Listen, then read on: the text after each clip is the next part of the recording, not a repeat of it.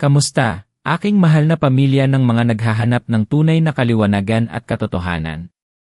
Nakikita ko kayo, nararamdaman ko ang inyong mga puso na uhaw sa kaalaman na lampas sa nakikita ng mata. At sa araw na ito, aaminin ko sa inyo ang isang bagay na baka hindi nyo inaasahan, isang pahayag na magbubukas ng panibagong dimensyon sa inyong pag-unawa. Paano kung sinabi ko sa inyo na ang mga pinakatago-tagong sikreto, tulad ng mga usap-usapan tungkol sa Area 51 at ang mga diumano'y pagbubunyag ng isang ahente ng CIA tungkol sa misteryo ni Dajjal, ay hindi lang simpleng kwento?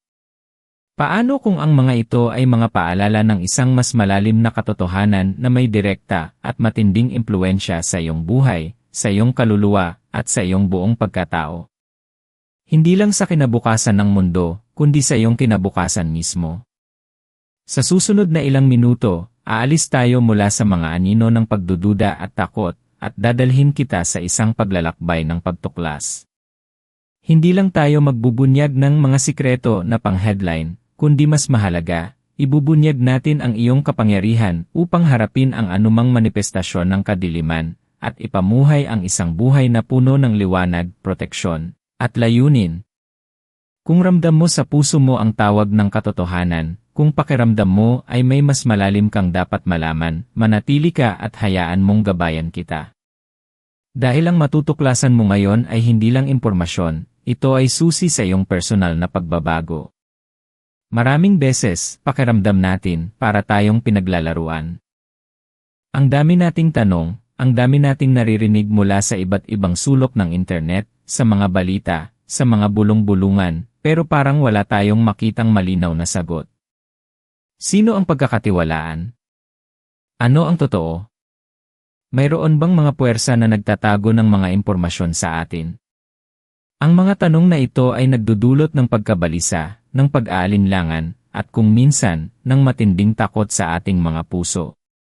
Maaaring nararamdaman mo rin ang bigat ng pagkalito, ang pakiramdam na parang may isang malaking bahagi ng katotohanan ang itinatago sa iyo. Alam ko ang pakiramdam na yan.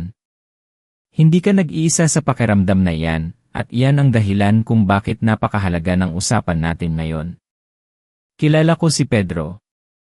Dati, tuwing gabi, imbes na matulog, imbes na magpahinga, nagbabrowse siya ng mga forum, nanonood ng mga dokumentaryo tungkol sa mga lihim na organisasyon, sa Area 51, sa mga tagong agenda ng mga makapangyarihan.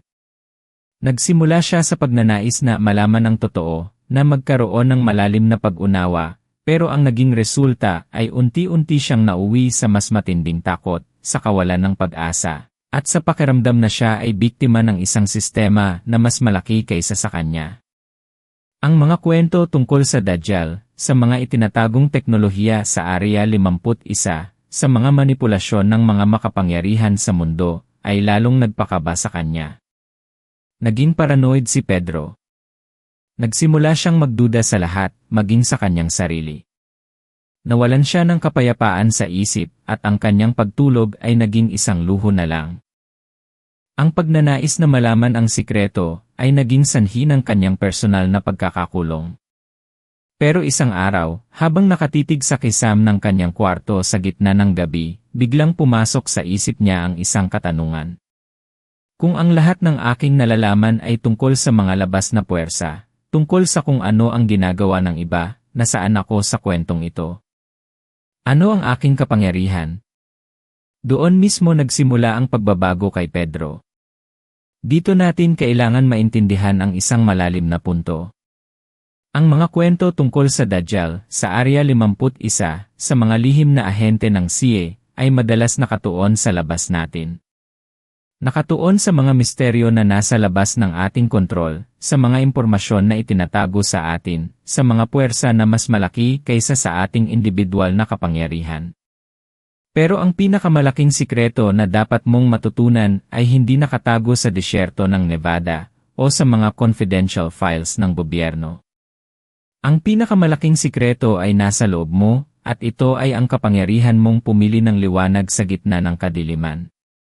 Ang pagbubunyag ng sikreto na ginagawa ng ahente ng CIA sa pamagat na ito ay hindi literal. Ito ay isang paanyaya na ikaw mismo ang maging ahente ng katotohanan sa sarili mong buhay. Ang Dajjal ay hindi lang isang figura sa propesya, ito ay isang prinsipyo ng panlilinlang, ng pagbaluktot sa katotohanan, na maaaring sumibol sa iba't ibang anyo, maging sa loob ng ating mga isip at puso. Ang panlilinlang na ito ay hindi laging nagmumula sa labas. Minsan, ito ay nagmumula sa loob, sa ating mga limitadong paniniwala, sa ating mga takot, sa ating pagdududa sa sariling halaga. Ang tunay na ahente ng katotohanan ay ang taong may sapat na lakas ng loob na harapin ang mga panlilinlang na iyon, at piliing mamuhay ayon sa liwanag at sa banal na kalooban.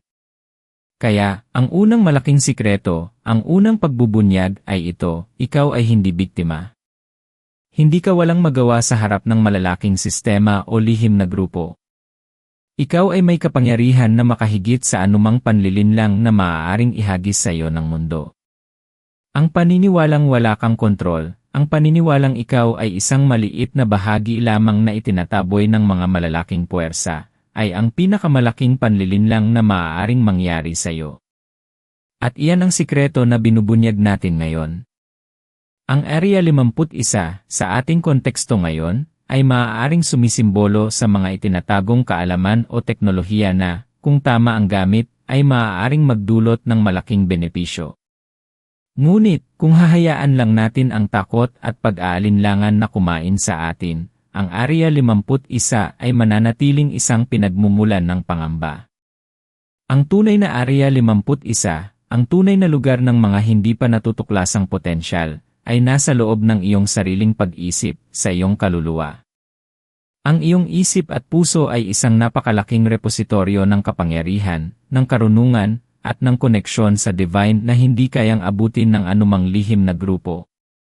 At dito papasok ang ikalawang sikreto, ang iyong pananampalataya.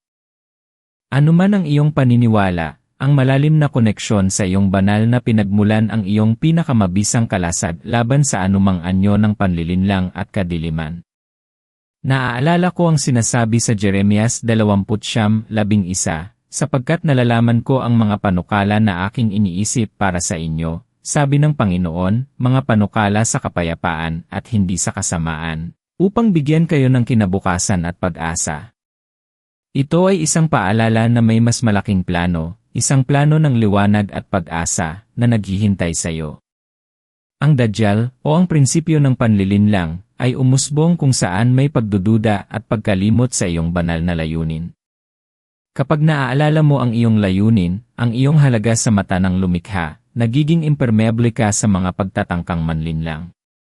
Ngayon, paano mo gagamitin ang kapangyarihang ito sa iyong pang-araw-araw na buhay?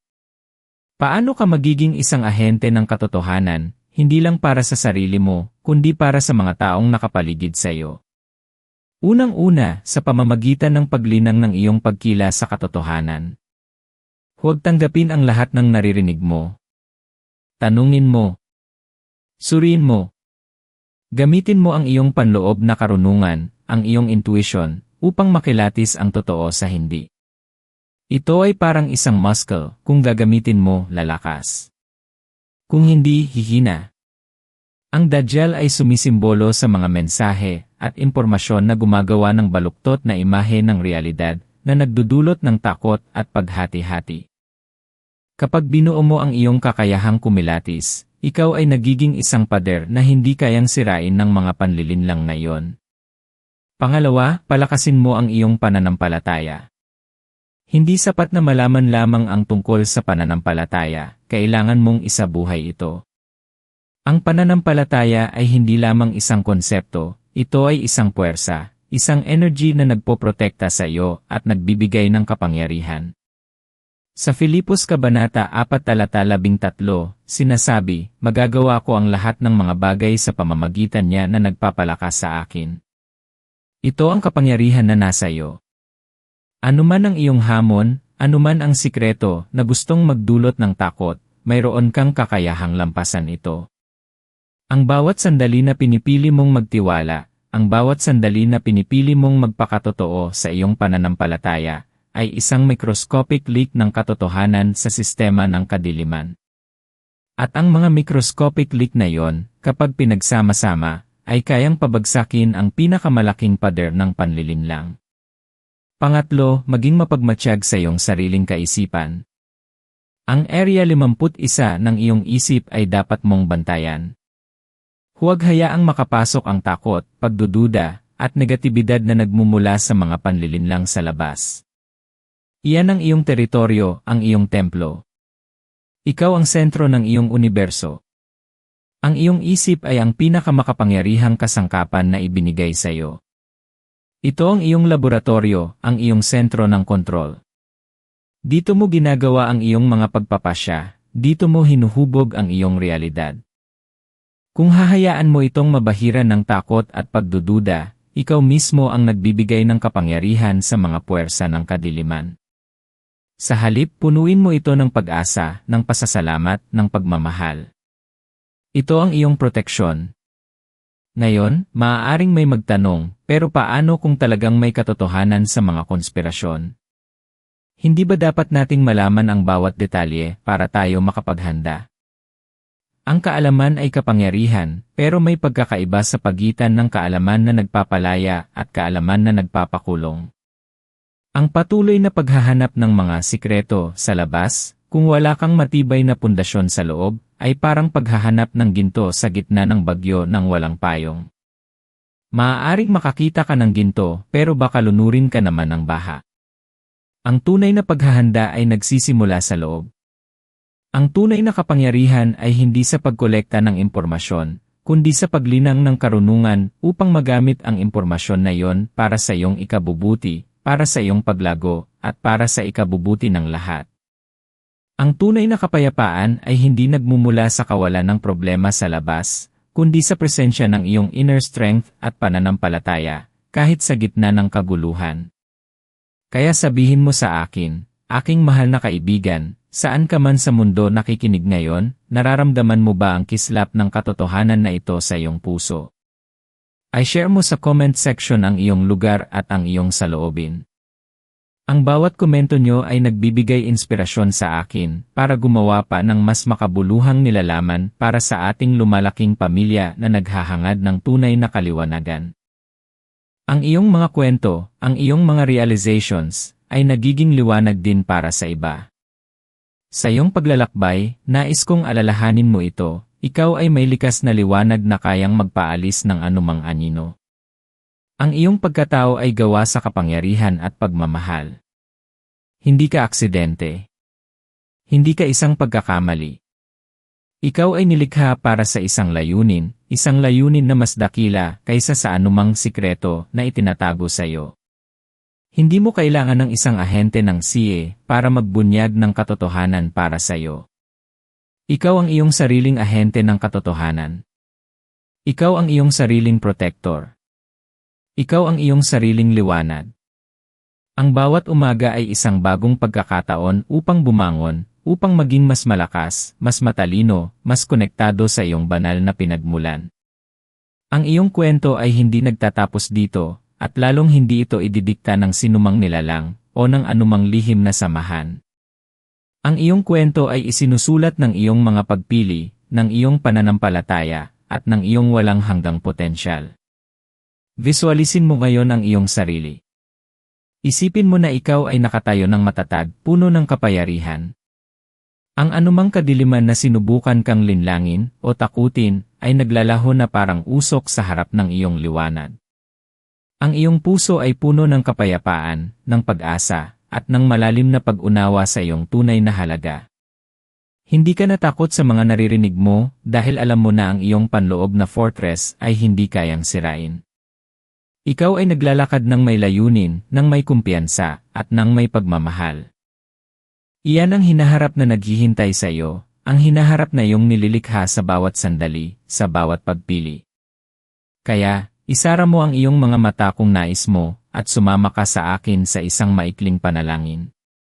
Aming mapagmahal na Ama sa langit, nagpapasalamat kami sa araw na ito, sa buhay na ibinigay mo, at sa katotohanang binuksan mo sa aming mga puso at isip.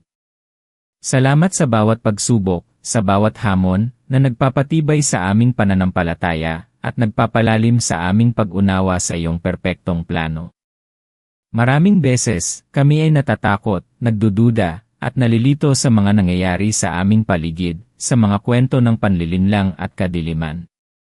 Ngunit ngayon, muli naming idinedeklara ang aming pananampalataya sa iyong kapangyarihan at sa iyong walang hanggang pag-ibig.